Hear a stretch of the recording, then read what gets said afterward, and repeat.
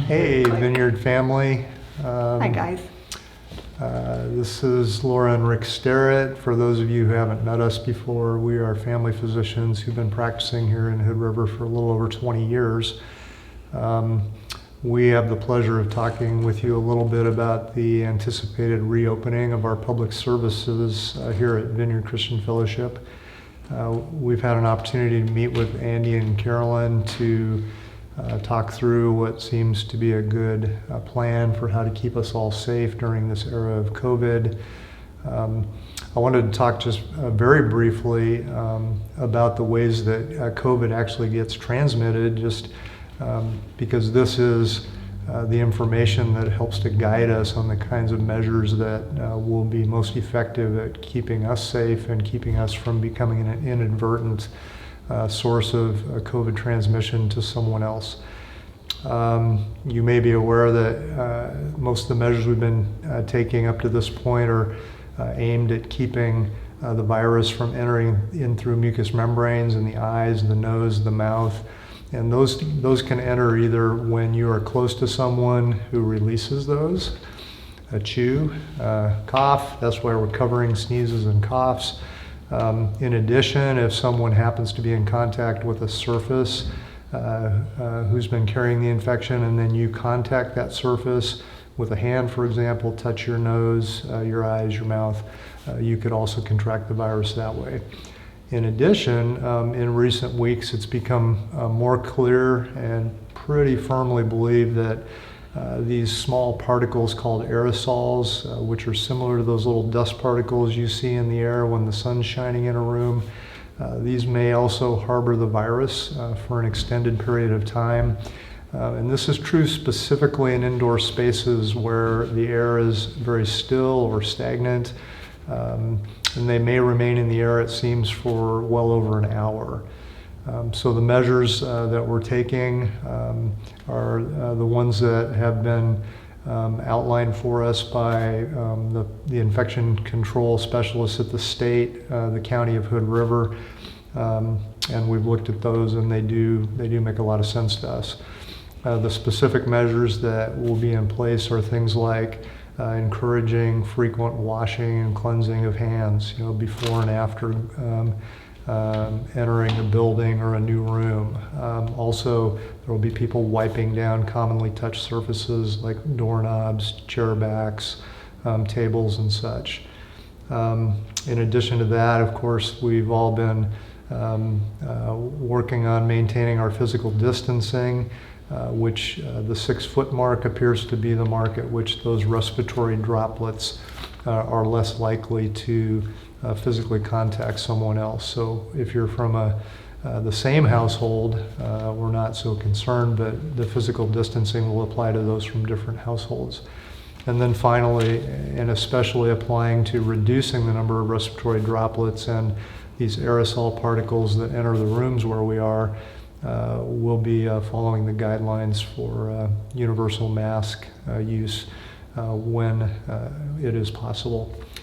And with that, I'd like Laura to talk a little bit more about masks. Right. So the question frequently comes up, even in my exam room, about, well, if I've got holes in my mask or there's gaps, it's like, why would I wear a mask anyway? Because it's not going to protect me completely. And while that's a valid point, the real reason that mask wearing is recommended is because of the fact that if we're harboring the virus and we don't know it, so we've had people in my practice who had no symptoms, but they're infected, then when they laugh or cough or sneeze, those droplets are going to get caught in the mask and less likely to disperse into the air. And for the other person who's across from you, when they're wearing their mask, it may not protect them from you very much, but it definitely is like a net that that catches the droplets or the aerosols and helps to prevent you accidentally projecting them to the other person. So the way I think about it is it's a very concrete act of love and respect for the person in front of us that we're willing to inconvenience ourselves to wear a mask in a bid to honor them and love and protect them, and that their mask is a sign of their affection towards me, and that they earnestly want to protect me from anything, essentially from them. I think of it a lot like in 1 Corinthians 10, where there was a conflict about whether or not to eat meat sacrificed to idols. And there, what Paul was saying is, he says, all things are lawful. In other words, it's a right for you to not wear a mask, but not all things are helpful. All things are lawful, but not all things build up. And so he goes on, he says, so whatever you eat or drink, whatever you do it all for the glory of God, and give no offense to Jews or Greeks or to the church of God, just as I try to please everyone in everything I do, not seeking my own advantage, but that of the many, that they may be saved.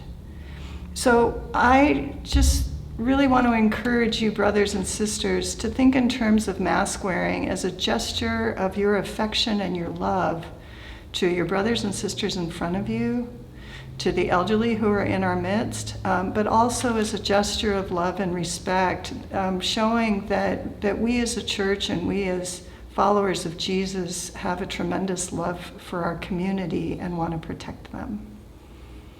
Yeah, good.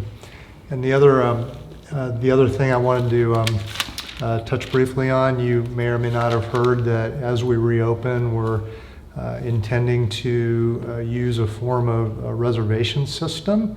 I want to make clear the point of that, which is if you consider a given physical space, such as the size of our vineyard sanctuary, it does have a limited capacity for the number of people or families that could be present and to still follow safe physical distancing guidelines.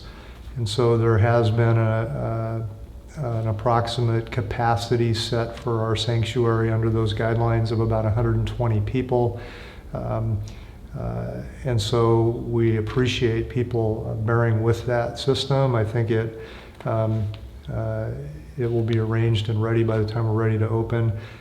If you have difficulty accessing the reservation system, I encourage you to contact the church office or someone you know in church leadership. We don't want anyone excluded because of that. So in addition to assuring that we have physical space for everyone, another advantage of the reservation system is that if we can keep a tally of people who've been present in the unexpected event that someone does test positive for COVID within a short time after one of our services, that would give each of us the opportunity to be notified of that potential exposure.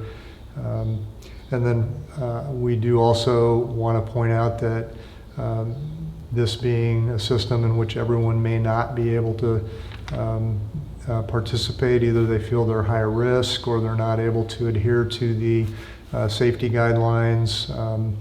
The church is working on setting up and operating a live stream service. So we're hoping that everyone will still be able to participate with our services, whether or not you're able to participate personally. Cool. So just in conclusion, I just want to encourage us again that in the balance of things, that our heart is for each other and we lay down our lives for each other. And so I just wanted to conclude with a passage from Philippians 2 that I felt was particularly appropriate for this season that we're in. Paul says, if there's any encouragement in Christ, any comfort from love, any participation in the Spirit, any affection and sympathy, then complete my joy by being of the same mind, having the same love, being in full accord and of one mind. Do nothing from selfish ambition or conceit, but in humility count others as more significant than yourselves. Let each of you look not only to his own interests, but also to the interests of others. And have this mind among yourselves, which is yours in Christ Jesus. Although he was in the very form of God, did not count equality with God as something to be grasped, but emptied himself. And being found in human form, humbled himself by being obedient even to the point of death, even death on a cross. So, my encouragement to all of us is that we continue to be, as a church, the very embodiment and love and action, and to mutually submit one to another, laying down our own interests and the interests of others, each other as we love each other in our family, in our larger church families, and also in our community. Meanwhile, if you guys have any practical questions, you want to know more about COVID, you want to know more about mask science or whatever it is, we are always available. Please feel free to reach out to us and we'll be happy to answer your questions. Look forward to seeing you again soon. Right? Can hardly wait. Goodbye. Bye.